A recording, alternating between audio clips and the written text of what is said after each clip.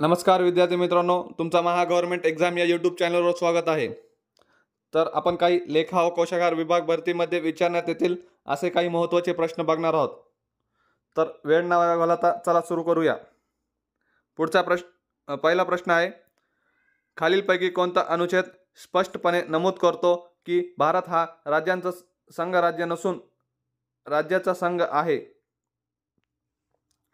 खालीलपैकी कोणता अनुच्छेद स्पष्टपणे नमूद करतो की भारत हा राज्यांचा संघराज्य नसून राज्यांचा संघ आहे?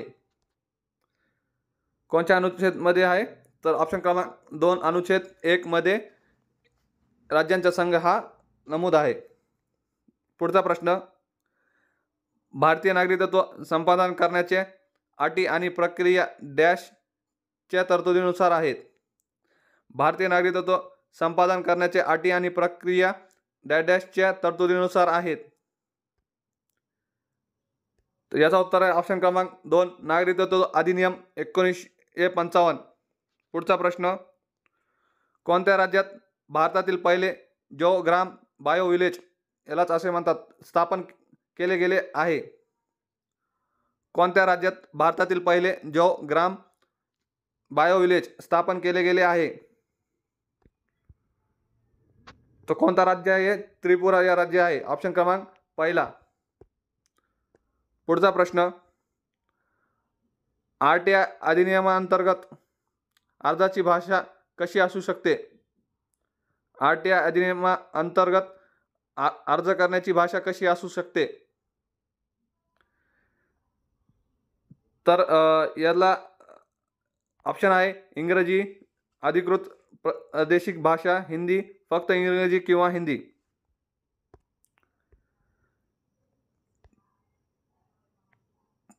आरटीआय ॲक्ट हा 2005 चा आहे. तर याचा करेक्ट आन्सर असेल ऑप्शन क्रमांक 4 फक्त ए, बी, सी. पुढचा प्रश्न,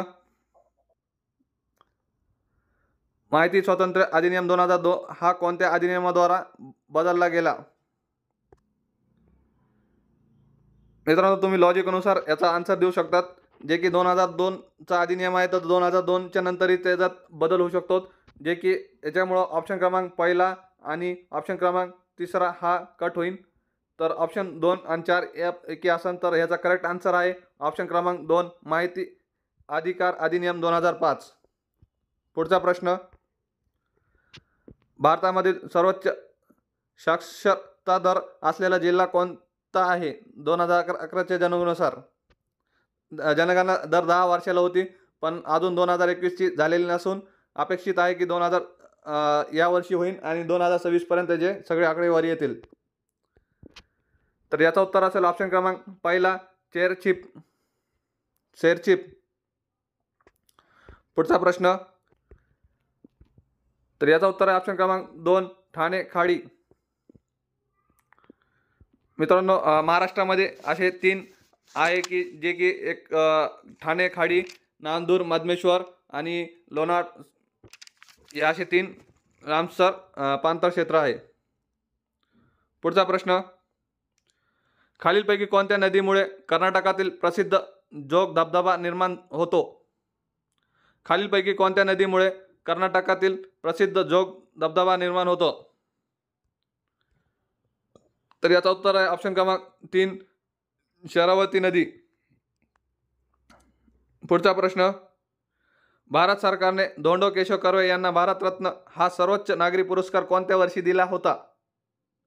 भारत सरकारने धोंडो केशव कर्वे यांना भारतरत्न हा सर्वोच्च नागरी पुरस्कार कोणत्या वर्षी दिला होता?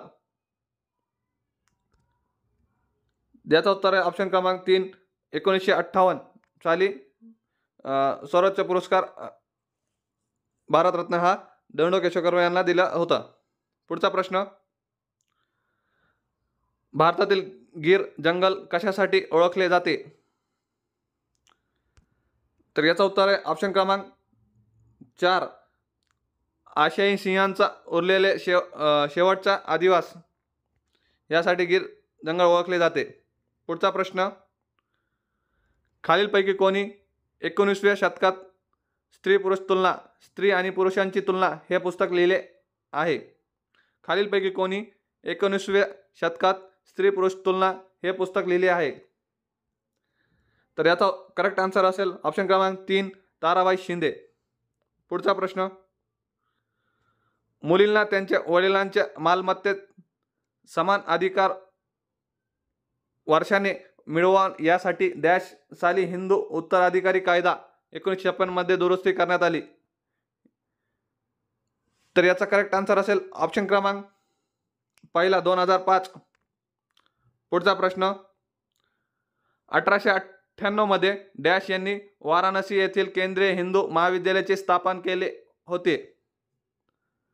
1898 मध्ये डॅश यांनी वाराणसी येथील केंद्रीय हिंदू महाविद्यालयाची स्थापना केली होती? तर याचा करेक्ट आन्सर असेल ऑप्शन क्रमांक दुसरा एनी बेझंट.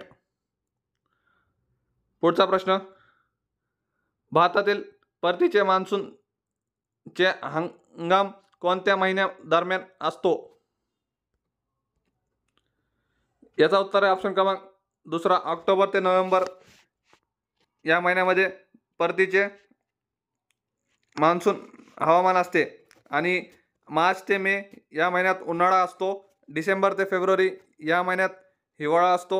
आणि जून ते सप्टेंबर या महिन्यात पावसाळा असतो. पुढचा प्रश्न, खालीलपैकी कोणत्या प्राधिकरणाची स्थापना 2005 मध्ये झाली?